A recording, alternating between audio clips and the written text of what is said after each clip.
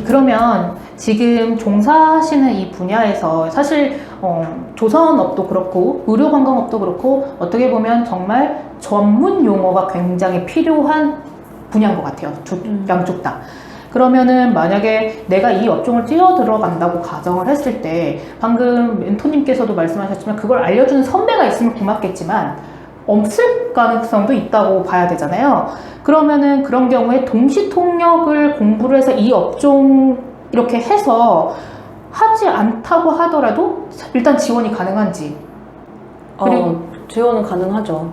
근데 사실상 만약에 내가 동시통역인 그래도 통번역대를 가면 그쪽에서 선생님들이 알려주시는 설명이 있잖아요. 근데 만약에 그렇지 않고 내가 경험이 전무한 상태에서 지원을 한다고 했을 때 정말 가능한가요? 일단 동시통역이나 통번역을 하시는 분들은 좀 아주 다른 분들이에요. 그러니까 그런 거는 그분들은 그게 업인 사람들이거든요. 네, 근데 많은 분들이 착각을 하는 게 제2 외국어를 잘한다. 외국어를 잘하는 사람은 늘 통역, 번역만 할 것이다 라고 생각을 해요. 그쵸. 일이 그게 다라고 생각을 하는데 그쵸. 여러분들이 회사에 가서 하는 일들을 다 하는 거예요. 저는 다른 사람들이 회사를 경영하면서 하는 모든 일들, 개인 사업을 하면서 하는 모든 일들을 다 해요. 다 하는데 외국어를 할 뿐이에요. 네, 그래서 이 통번역을 못해도요, 통번역 정도의 그런 스킬이 없어도 내가 다른 어떤 에너지가 있고 배울 만한 그런 자세가 되어 있다면 뭐 뛰어들 수 있을 것 같아요. 사실 통번역대 나오신 분들도 그 선박 설계도 같은 거 제가 번역하는 선박 설계도라든지 건조 사양서, 그다음에 선박 용역 계약서 이런 거 번역해보라 그러면 몇 날 며칠이 걸리시고 힘들어하세요. 다 모르시거든요. 그걸 다 배우는 게 아니니까 사실 우리나라 그 세계에는 정말 많은 일들이 있잖아요. 그걸 다 배우는 것은 아니기 때문에 통번역 정도의 내가 이렇게 잘하지 않아도 할 수 있을까? 이런 고민은 필요가 없는 질문입니다.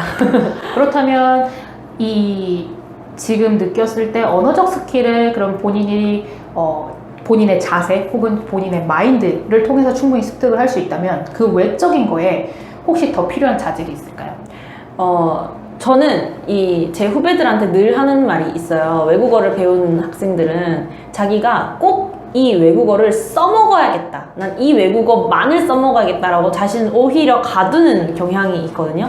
근데 저는 그건 옳지 않다고 생각을 해요. 자기가 그 스킬은 가지고 있는 거고, 뭐 예를 들어서 컴활 1급 자격증이 있다고 해서 컴퓨터 활용 능력만 가지고 일을 하진 않잖아요. 그러니까 다른 일들을 다 할 수 있어야 돼요. 그래서 좀 all arounder가 돼야 이 외국어를 활용할 수 있는 영역도 더 넓어진다. 이렇게 말씀을 드리고 싶어요.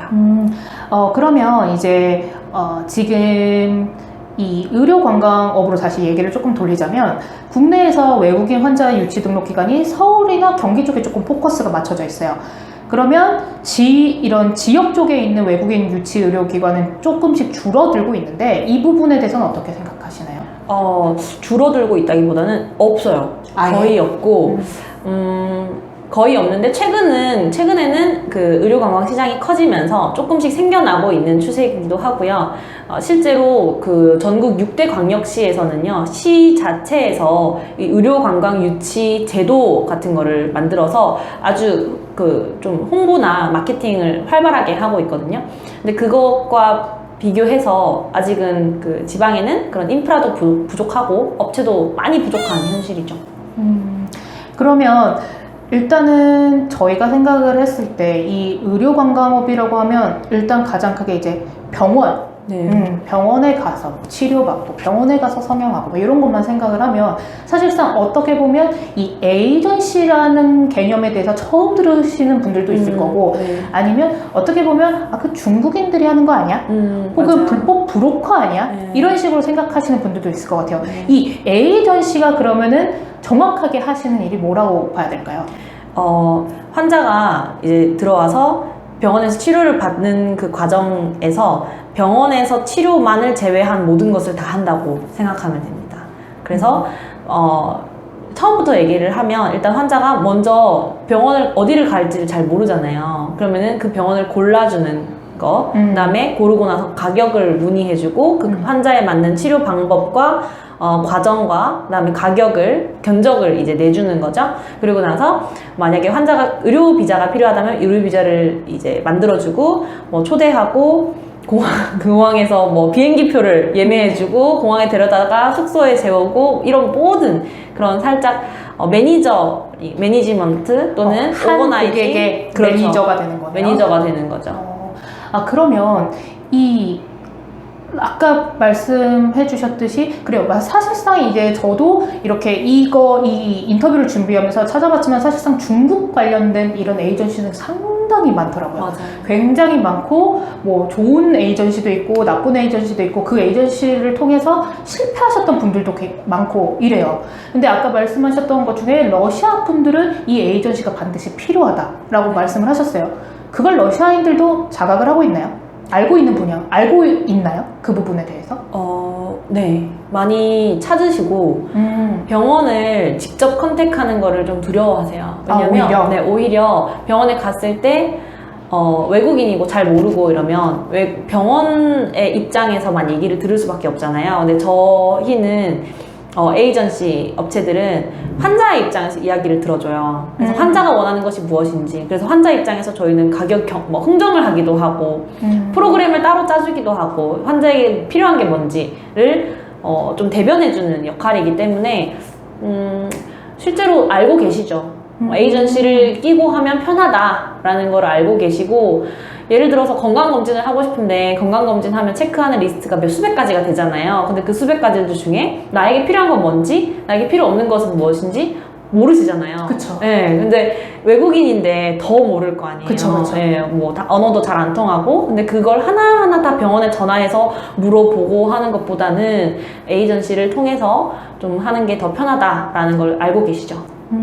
그러면 이게 들었을 때 사실상 완벽하게 관광업과 어떻게 보면 의료 서비스업이 합쳐진 분야라고 봐야겠네요. 의료 외 서비스. 의료 외 서비스요. 네.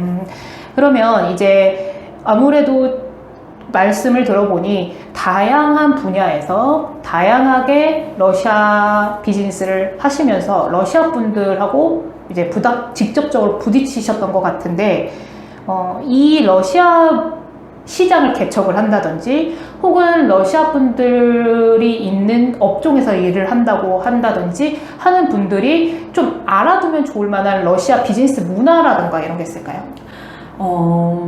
저는 늘 제가 러시아인과 비즈니스를 할 때 마음에 새기는 게 신뢰예요. 신뢰. 러시아 사람들은 한 번 신뢰가 깨지면 뒤도 돌아보지 않고, 그 다음에 한 번 신뢰를 쌓는 것도 굉장히 어렵고, 사실 어느 누구나 다 그렇겠지만 러시아는 그게 더 공고하거든요. 좀 보수적인 느낌이 드네요. 네. 그래서 저는 좀 더 솔직해야 된다고 생각을 해요. 근데 한국인들이 러시아랑 비즈니스를 할 때 어떤 식으로 생각을 하냐면, 얘네들은 뭐 마피아다 이렇게 생각을 하고 굉장한 편견이네요. 네. 그리고 계속 뭐 질문을 너무 많이 한다든지 의심을 많이 한다든지 그런 모습을 보여요. 그걸 이제 그 한국인들이 그런 비즈니스 상황에서 그런 모습을 보이면 좀 러시아인들은 마음을 많이 닫죠. 그걸 내비치나요? 한국 분들이? 내비치는 게 아니라 그게 보여요. 러시아인 입장에서는 제가 나를 간보는구나 이렇게 생각을 하고, 단적으로 옛날에는요 그런 얘기도 있었어요. 러시아인이랑은 가격 흥정을 하지 말라는 얘기도 있었어요. 왜요? 러시아인은요 가격을 흥정하는 것보다는 내가 처음에 딱 제시한 그 가격에 오케이 하는 걸 제일 좋아하거든요. 그래서 한국 사람들은 좀 그렇잖아요. 내가 가격 이만큼 불러서 흥정해서 이렇게 내려가야지. 이게 있는데 러시아인들은 이만큼 부르잖아요? 그러면 얘가 나를 지금 장난하나? 이러고 그냥 끝 이렇게 돼버려요. 그러면 어찌됐건 이 러시아 문화에 대해서 정확하게 알고 업무를 진행하는 게 사실상 유학을 하지 않으면 잘 모르는 분야 같기는 하거든요. 확실히 그렇죠. 확실히 그런 게, 왜냐면 우리가 러시아 문화를 접할 수 있는 수단이 전혀 없어요. 우리가 미국 문화는 많이 알잖아요. 그쵸, 뭐 영화도 유튜브, 있고, 영화도 있고, 드라마도 있고, 노래도 있고, 많은데, 러시아 문화는 가서 보지 않으면, 우리나라는 특히 미국 쪽에서의 어떤 그런 문화를 많이 영향을 받기 때문에, 러시아는 좀, 곰이 걸어 다닌다, 보드카를 먹는다, 술을 많이 먹는다라든지 그런 편견이 가득해서 그걸 깨기가 힘들어요. 러시아에 가지 않으면. 그럼 이건 진짜, 그러면 아까 유학을 직접 가셨다고 했는데 유학비용이 비싼가요? 아니요, 전혀 비싸지 않아요. 그럼 쉽게 예를 들어 그러니까 중국이나 미국이나 뭐 싱가포르, 영어권 나라 이런 데 같은 경우는 뭐 미국 같은 경우는 1년에 몇십억을 들여야 된다라는 얘기가 돌아요. 뭐 중국도 많이 환율이 높아졌기 때문에 사실 중국도 예전만큼 굉장히 쉽게 가지를 못할 수도 있거든요. 그러면 내가 러시아어를 선택을 하고 배우려고 한다면 이게 경제적인 부담이 없지는 않단 말이에요. 유학이라는 것 자체는. 근데 충분히 할 수 있나요? 네, 기본적으로 러시아는 학비가 거의 무료입니다. 학비가 무료이고 네. 기숙사나 외국인들에게도 이런 학생들에게 지원이 아주 많아요. 그래서 제가 열심히 공부만 한다면 뭐 학사, 석사, 박사까지도 러시아에서는 다 마칠 수가 있고요. 모스크바나 상트페테르부르크 같은 대도시만 아니면 그냥 지방의 중소도시 정도만 가셔도 충분히 질 높은 교육을 받을 수가 있어요.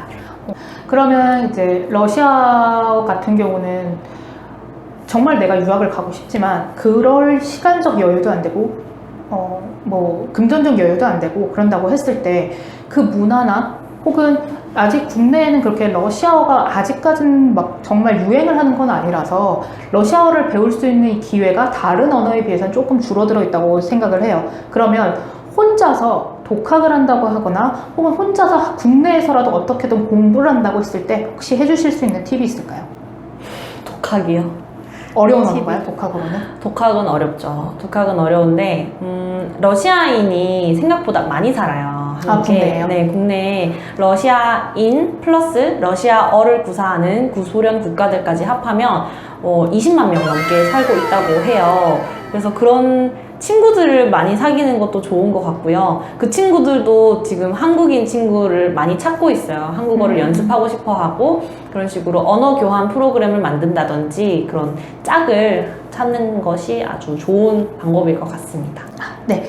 그러면 이제 저희가 마지막 질문을 드릴 건데, 그럼 이제 이 러시아 취업 혹은 러시아어를 사용해서 직업을 준비하시는 분들에게 추천하는 업종이 있을까요? 저는 관광이 유망하다고 생각을 해요. 코로나만 꺾이면? 네. 제발 빨리 끝나야 될 텐데, 관광을, 러시아인들이 한국에 대한 관심이 점점 더 높아지고 있어서, 관광업도 추천을 드리고 싶고,